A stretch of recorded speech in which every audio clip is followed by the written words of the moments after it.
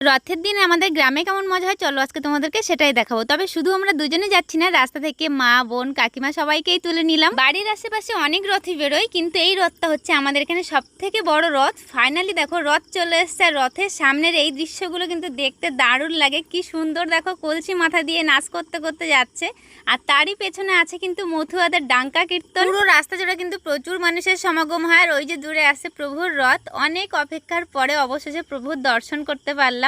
আর সত্যি কথা বলতে প্রভুর মুখ দর্শন করার পরে না মনে যেন একটা আলাদাই শান্তি লাগে। আমাদের বাড়ি থেকে ওখানে যেতে ওই 15 মিনিট মতো সময় লাগে, তাই চেষ্টা করে এই আনন্দটাকে মিস না করার। তবে এখানে কিন্তু শেষ নয়, রথের পেছনে ছিল একটা গাড়িতে প্রসাদ, তার প্রসাদে ছিল খিচুড়ি, আর তার পেছনে একটা বড় গাড়িতে ছিল অনেকগুলো বক্স। এবার তাহলে চলো সবাই কেমন নাচছে সেটা দেখে নিই।